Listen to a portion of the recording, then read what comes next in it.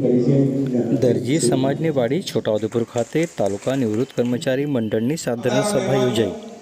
ગુજરાત રાજ્ય નિવૃત્ત કર્મચારી સખાવતી મહામંડળ વડોદરા ગાંધીનગર સંલગ્ન ચાલતું છોટાઉદેપુર તાલુકાના નિવૃત્ત કર્મચારી મંડળની પ્રતિવર્ષે સાધારણ સભા નિયમિતપણે મળે છે, જે અંતર્ગત ચાલુ વર્ષની સાધારણ સભા આજરોજ તારીખ 29મી જાન્યુઆરી 2026ને ગુરુવારે સવારે 11 કલાકે દરજી સમાજની વાડી ખાતે જિલ્લા નિવૃત્ત કર્મચારી મંડળના પ્રમુખ વિજયસિંહ વાસદિયાના અધ્યક્ષસ્થાને યોજાઈ હતી.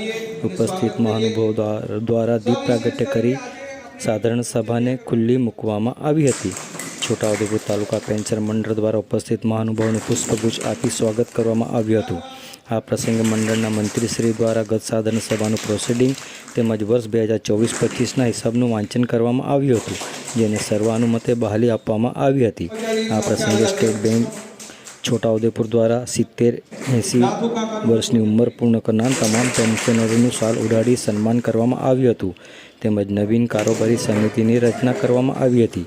આ પ્રસંગે સ્ટેટ બેંક છોટાઉદેપુર જિલ્લા તિજોરી કચેરીના અધિકારીઓ તેમજ કાર્યક્રમના અધ્યક્ષ દ્વારા કાર્યક્રમને અનુરૂપ પોતાનું ઉદ્બોધન કર્યું હતું.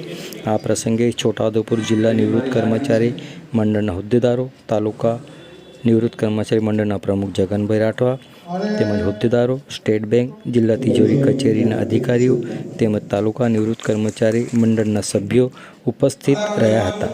આવો સાંભળીએ આ અંગે કાર્યક્રમના અધ્યક્ષ અને જિલ્લા મંડળના વિજયસિંહ વાસદિયા શું કહી રહ્યા છે. સાંભળો તેઓના મુખે. હલો, નમસ્કાર. છોટાઉદેપુર તાલુકા પેન્શન મંડળની આજરોજ વાર્ષિક સામાન્ય સભા રાખવામાં આવી છે અને એમાં તમામ પેન્શનરો તાલુકાના હાજર છે, તેમજ મહેમાનો અને અધ્યક્ષશ્રી જિલ્લાના હોદ્દેદારો, બેંકના હોદ્દેદારો તેમજ ટ્રેઝરી ઓફિસર અત્રે હાજર રહેલા છે.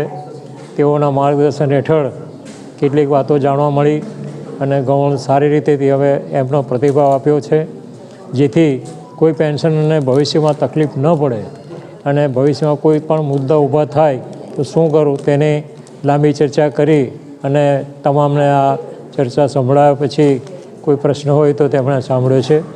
વિશેષમાં છોટાઉદેપુર સ્ટેટ બેંક ઓફ છોટાઉદેપુરના સહયોગથી આજરોજ અહીંયા 70 વર્ષના પૂર્ણ કરેલા હોય, 70 વર્ષ પૂર્ણ કરેલા હોય અને 80 વર્ષ તેઓને તેમના તરફથી શાલ પણ ઓળાવવામાં આવે છે. તે પણ અહીંયા કાર્યક્રમ સારી રીતે પત્યો છે અને એ સિવાય ટ્રેઝરી ઓફિસરે પણ અવારનવાર કોઈ પણ તકલીફ હોય તો સીધા મળવાનું આહવાન આપેલું છે.